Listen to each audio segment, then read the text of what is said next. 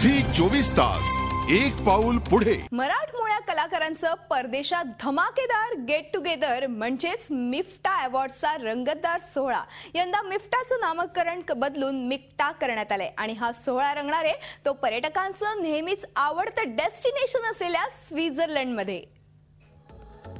Dubai, London, Singapore नंतर मिक्टाची यंदाची वारी निघणारे ती स्वित्झर्लंडकडे। चौथा मिक्टा म्हैसकर अवॉर्ड सोहळा यंदा सप्टेंबरमध्ये स्वित्झर्लंडमध्ये रंगणार आहे। निर्माता दिग्दर्शक महेश मांजरेकर यांच्या पुढाकारानं सुरू झालेल्या आणि परदेशात मराठीचा गजर करणाऱ्या या अनोख्या सोहळ्याला यंदा महाराष्ट्र कलानिधीचं सहकार्य लाभणार आहे। सिनेमा नाटकाचं प्रीमियर आहेच तिकडे स्वित्झर्लंडला।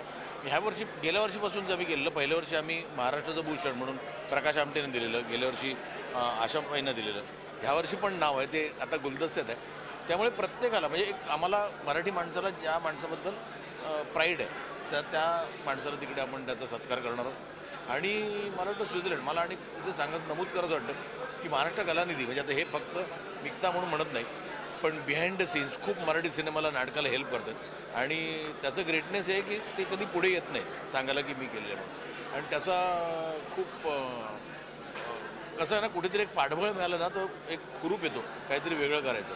आणि डेफिनेटली मिक्ता म्हैसकर मिक्ता विथ महाराष्ट्र कलानिधी सपोर्टने खूप मोठं होईल याची मला ॲब्सोल्यूट गॅरंटी आहे। एक वेगळं व्यासपीठ मिळतं, आंतरराष्ट्रीय व्यासपीठ मिळतं आणि त्या माध्यमातून त्यांना स्वतःची एक आयडेंटिटी आहे किंवा व्यक्तिमत्व घडवण्याची एक संधी भेटते।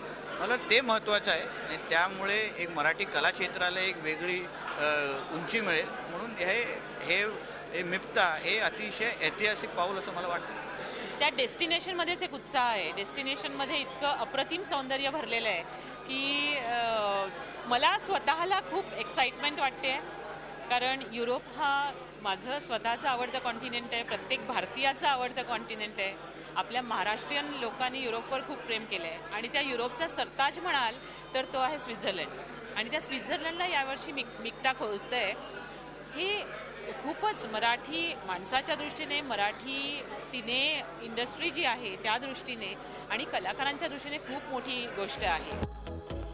याआधी दुबई, लंडन आणि सिंगापूरमध्ये रंगलेल्या सोहळ्यांचा बेधमाल एक्सपिरियन्स पाहता यंदाच्या सोहळ्याबाबतही कलाकारांमध्ये प्रचंड उत्सुकता निर्माण झाली आहे। स्वित्झर्लंडला जायचं आहे आणि मला खूप आवडेल जायला आणि खूप छान म्हणजे एक स्नेहसंमेलन असतं किंवा एक ट्रिप असते असा फील येतो, जो फील फक्त कॉलेजमध्ये किंवा शाळेमध्ये असताना येतो, पण इथेही तो आल्यावर खूप बरं वाटतं, जुने दिवस आठवतात। So it is always special आणि यावर्षी पण मजा करायची। इतकंच सांगायचं आहे की आम्ही आतापर्यंत खूप धमाल केली, मग लंडन असो, सिंगापूर असो, दुबई असो आणि Switzerland I think it's the heaven on earth आणि आम्ही तिकडेही खूप धमाल करणार आहोत।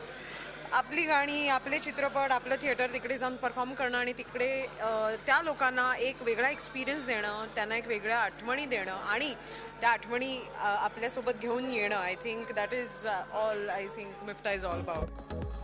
या आधीच्या मिफ्टा सोहळ्याला सलमान खान, बिग बी अमिताभ बच्चन, आशा भोसले अशा बड्या हस्तींनी आवर्जून हजेरी लावली होती। मात्र यंदाचं खास आकर्षण काय आहे हे मात्र महेश मांजरेकरांनी अजूनही गुलदस्त्यातच ठेवलंय। एकूणच स्वित्झर्लंडमध्ये रंगणारा हा मिक्टा अवॉर्डचा सोहळा यंदाही मराठी सिनेनाट्यसृष्टीसाठी खास आकर्षण ठरणार। झी 24 तास एक पाऊल पुढे।